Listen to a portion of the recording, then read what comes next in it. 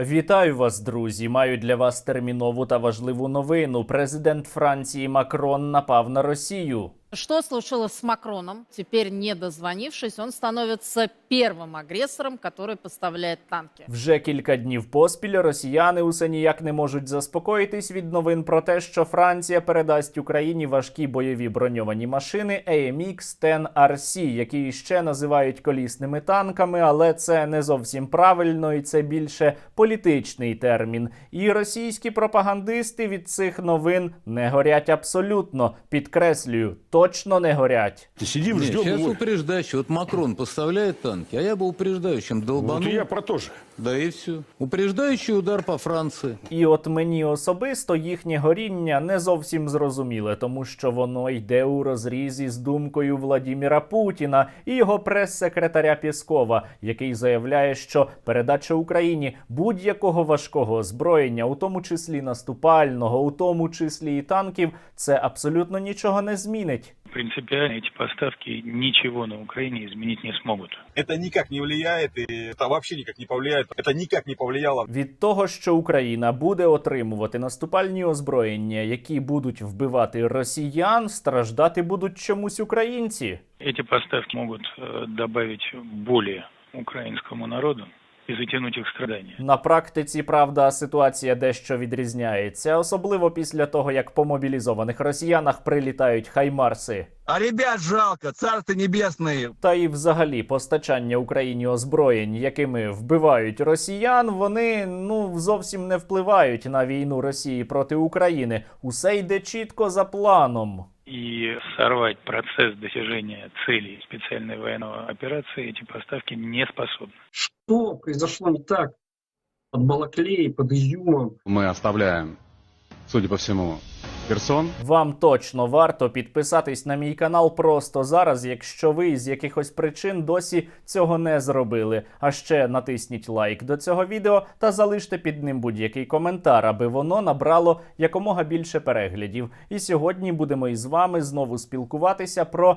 танки для України. Західні танки, які допоможуть нам із проведенням наступальних операцій. Але спочатку скажу іще декілька слів про БМП М2 Бредлі, які Сполучені Штати Америки вже оголосили, що вони нам їх передають. Так ось, російські загарбники так само стверджують, що це ні на що взагалі не буде впливати, і тим паче, що росіяни просто зможуть взяти і знищити усю цю техніку. Если они пошлют, сколько там, 50 Брэдлис, на одном маленьком театре это как-то повлияет, пока их не взорвут. Знищити цю техніку вони планують за допомогою фронтової авіації, яка, виявляється, зараз у росіян майже не працює тільки тому, що це такий формат спецоперації, виявляється. Ну да, ведь мы же, Станислав, редко используем авиацию, просто режим проведения операции совершенно иной, и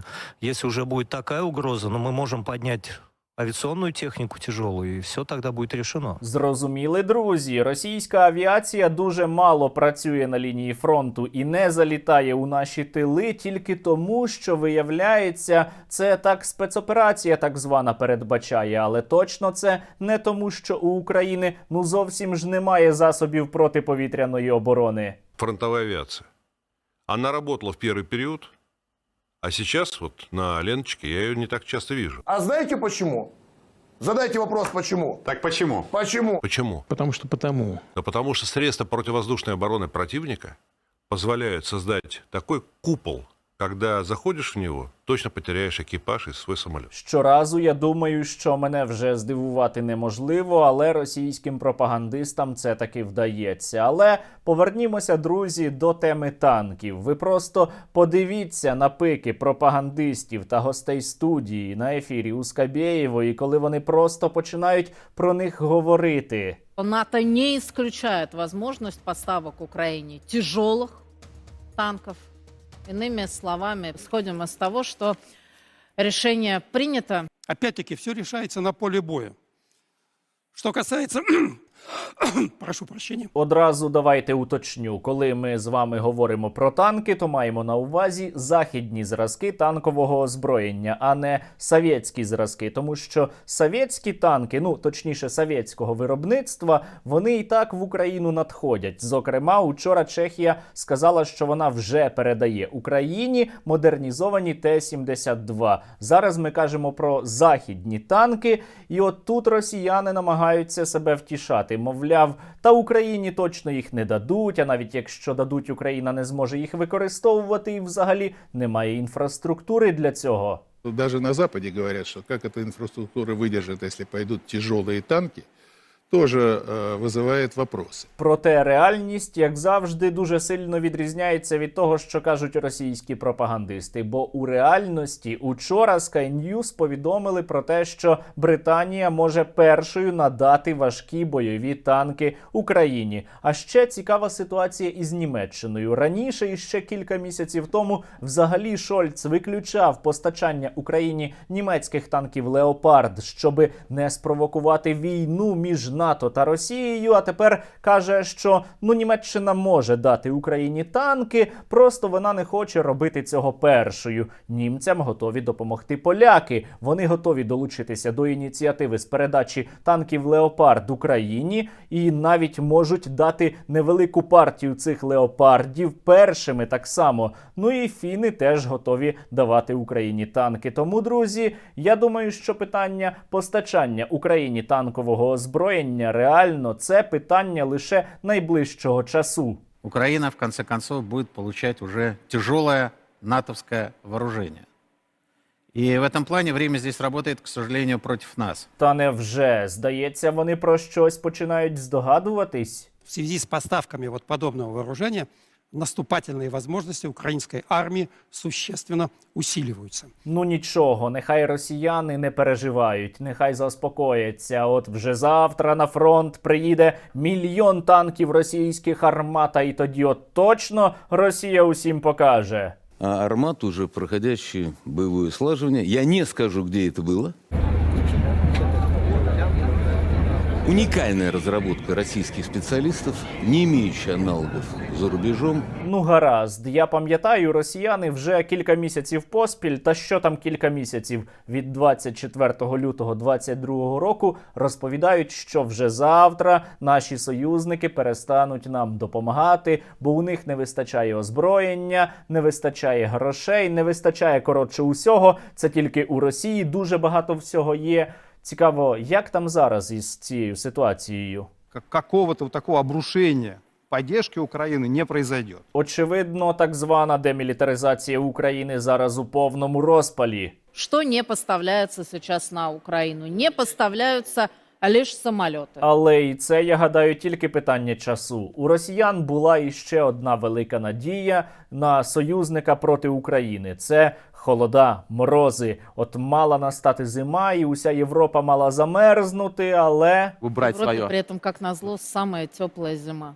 Что происходит? В Европе до этого была самая теплая зима, сейчас происходит очень у нас высокий в отбор. Якутии минус 45. У нас в Москве достаточно холодно. Але чомусь на те, що замерзають, скаржаться як звичайні росіяни, так і ті російські окупанти, які зараз воюють проти України. Это невозможно так жить! Вы что делаете с людьми? Мы можем говорить о холодах, когда мы их не переживаем там в Москве, где-нибудь там. Но если мы пребываем на при фронтовой линии фронтовой, да, то у нас все начинается плохо. Это я вам 100%, 200 заявляю. Ну так, якось дуже погано. Усе у росіян із союзниками. Ну, може тоді треба провести іще 1, 2, 3 або 5 мобілізацій. Соловйов, он готує до цього росіян. Нужна армия 3 миллиона человек, из которых сухопутные, там, не знаю, 1,5 миллиона. А не 300 тисяч. Можна іще відправити на війну проти України і призовників, як це вже робила Росія на початку повномасштабного вторгнення. Но всегда на войнах молодые. От 120 до 140 тысяч каждые полгода прекрасно подготовленных молодых ребят. Але це навряд чи росіянам допоможе. І вони це усвідомлюють. Тому все, що лишається, це застосувати ядерну зброю проти Франції. Вы, собаки, еще раз дернетесь, получите дубины по башке. Ядерный причем.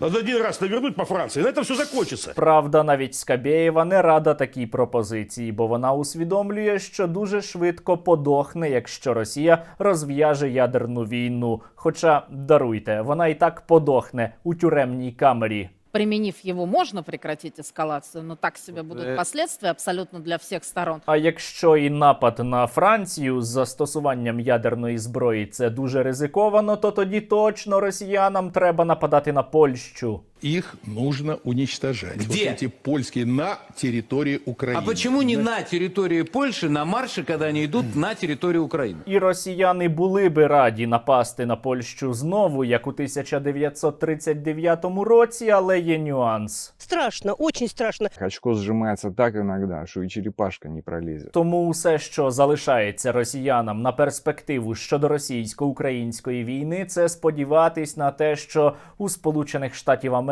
щось піде не так, що Україну перестануть підтримувати, але це не точно. По прошествии 10, почти 11 месяцев специальной военной операции приходим к выводу, что нам поможет ситуация неконтролируемого хаоса, и американцы просто не справятся. Так собі перспектива. Україна буде і далі звільняти свої території. Україна буде отримувати важке наступальне озброєння. Я у цьому, друзі, переконаний на 100%. І це величезна заслуга Збройних сил України та героїчної української нації, яка протистоїть російському агресору. Далі не буде легко. У нас іще багато серйозних випробувань попереду, друзі, але я впевнений, що ми переможемо. І задля цієї перемоги, нагадую, підтримуйте Збройні Сили України, допомагайте українській армії, бо саме українська армія поставить крапку у питанні існування Російської Федерації.